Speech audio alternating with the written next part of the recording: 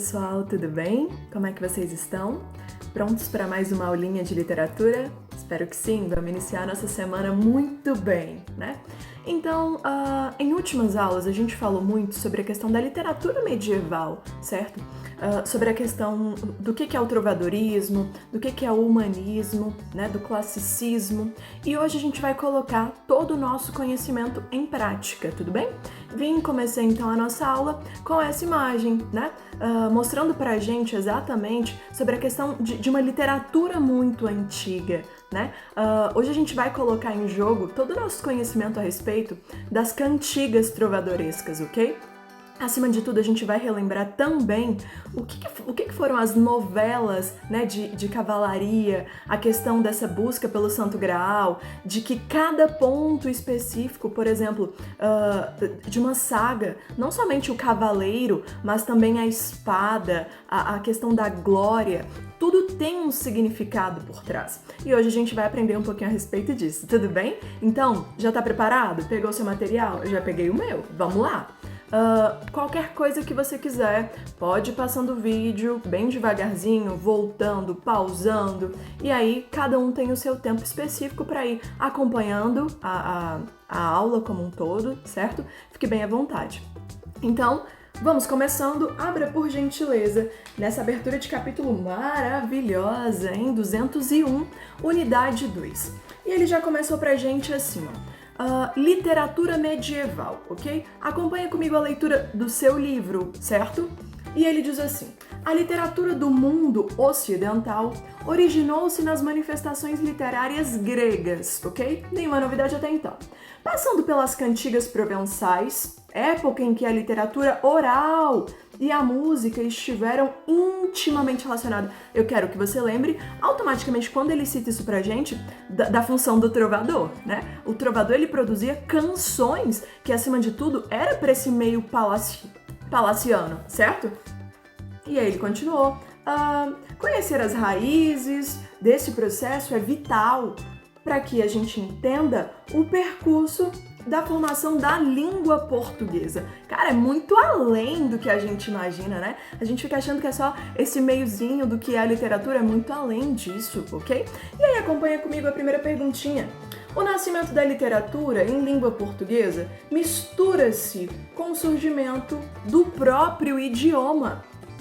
Como diferenciar dentre os textos antigos e históricos o que é de fato literatura e o que não é? Uma dica que eu te dou para você responder isso daí é: pense comigo o que é literatura, qual é a função de um texto literário. Vai te ajudar muito nessa resposta. Próxima, a configuração do idioma português se deu na Idade Média. Nessa época, o acesso à arte era restrito, né?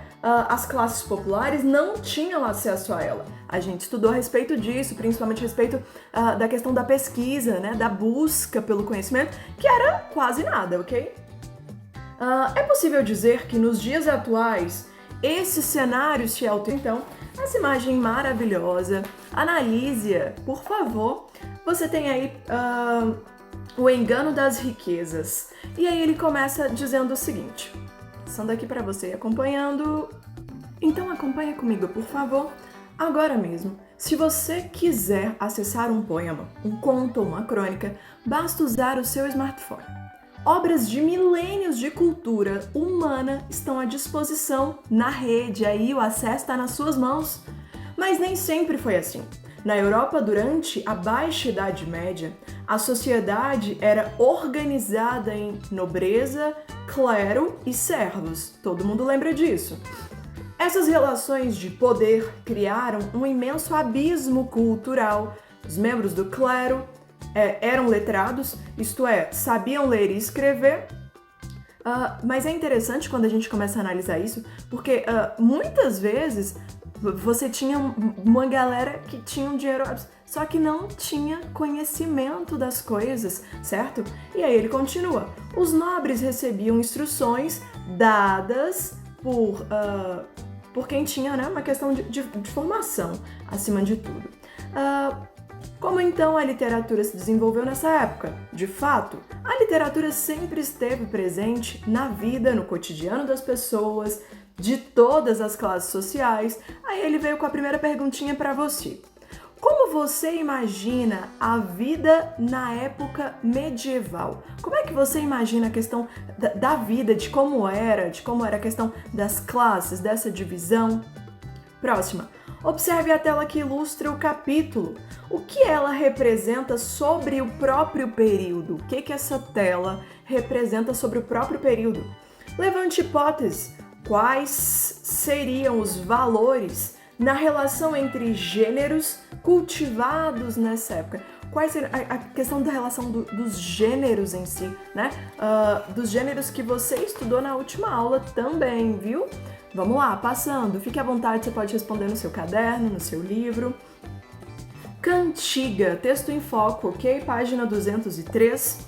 Aí ele colocou uma cantiga pra gente, rapidamente diz assim: no mundo não me sei para ela, mentre me for como me vai, cá já moiro por vós, e ai, minha senhor branca e vermelha, quererdes que vos retraia. Esse trechinho, inclusive, a gente fez a leitura, sim, em uma aula anterior que falava exatamente sobre essa correlação, né, entre as próprias cantigas trovadorescas. Ao lado colocou o clássico da cantiga da Ribeirinha, foi a primeira produzida na época, né? E aí, essa cantiga é considerada um dos primeiros textos literários escritos em galaico-português.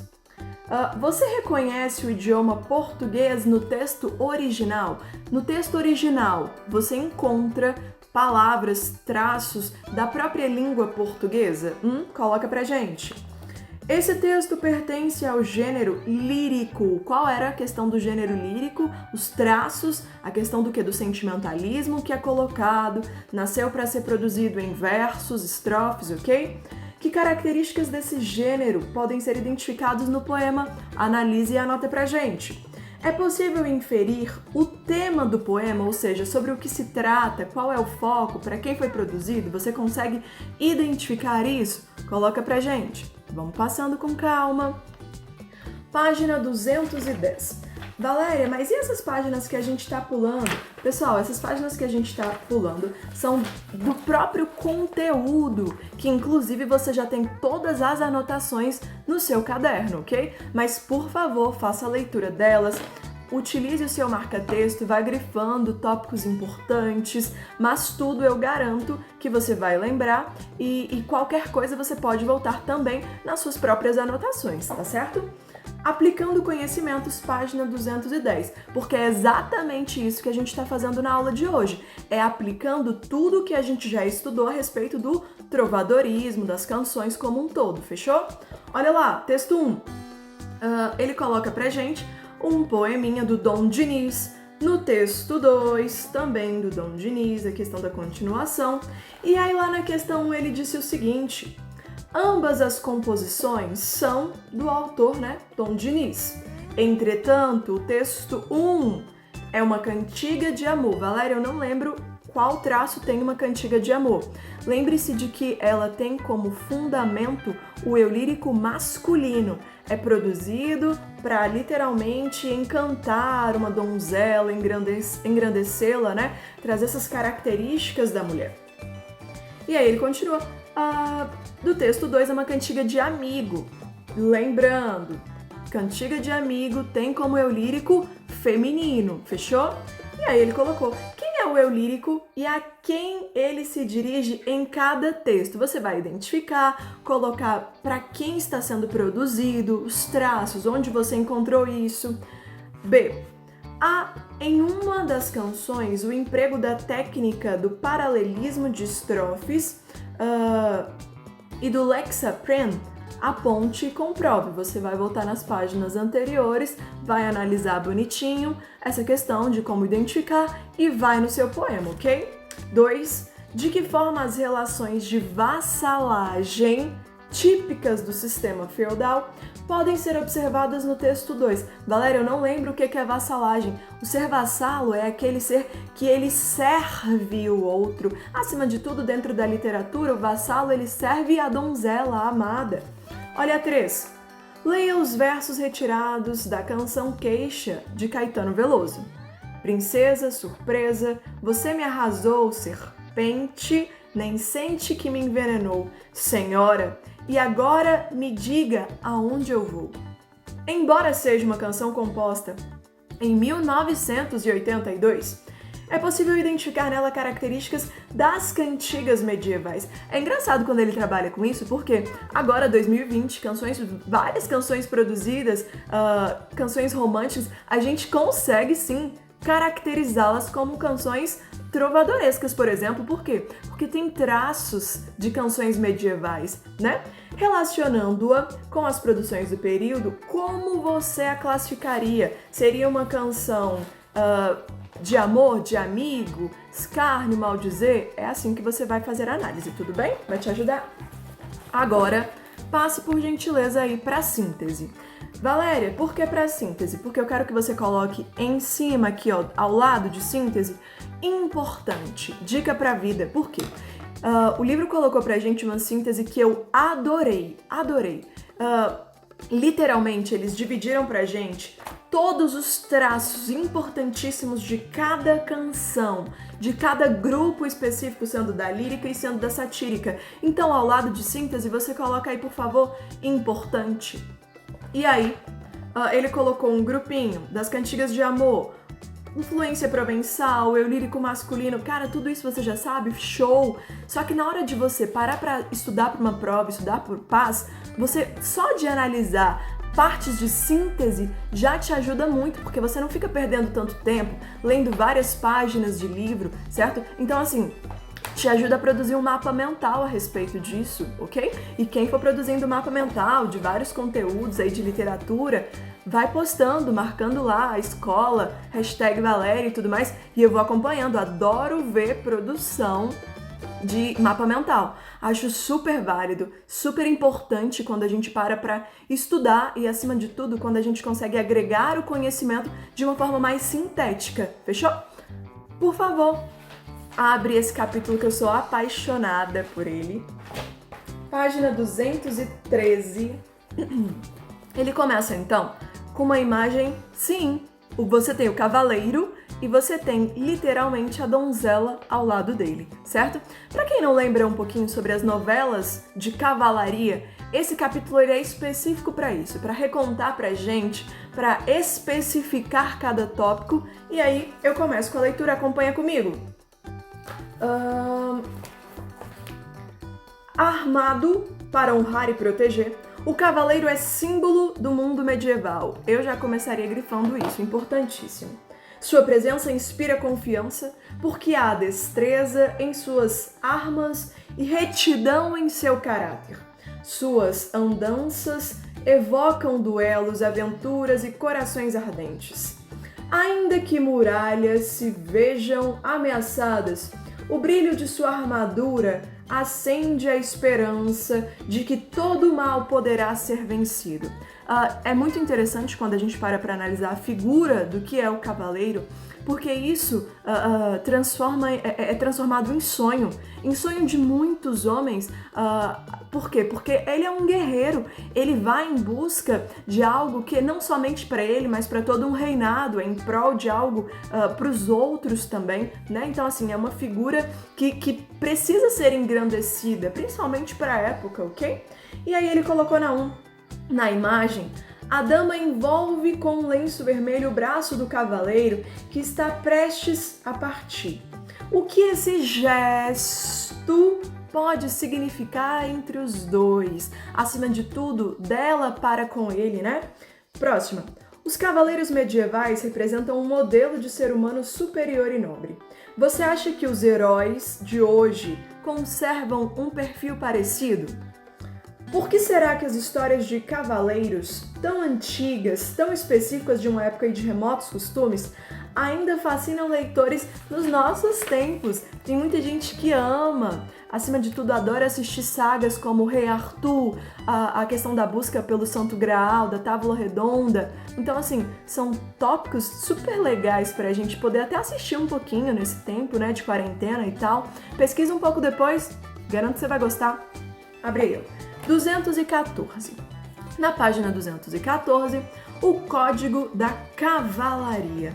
E aí ele coloca pra gente texto 1, que é uma imagem maravilhosa, texto 2, falando exatamente sobre esse código da própria cavalaria, o texto 3, cavalheiro, e o texto 4, cavaleiro.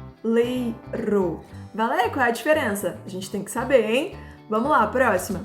Quais dos ideais designados a um cavaleiro no texto 2 estão representados na pintura do texto 1? Então você vai fazer uma correlação. Analise os dois e anota pra gente. 2. Comparando os verbetes, ou seja, palavras novas do texto 3 e 4, qual a diferença entre cavalheiro e cavaleiro? Qual a diferença? Anota. Na pintura 1, o homem em pé retrata um cavaleiro ou um cavalheiro? O que ele está retratando aí? Você pode colocar os dois sem problema, só que mostra pra mim a sua explicação, tudo bem? 3. Segundo o que se pode compreender dos textos, qual papel cabe à mulher? Qual é o papel dela perante a tais situações?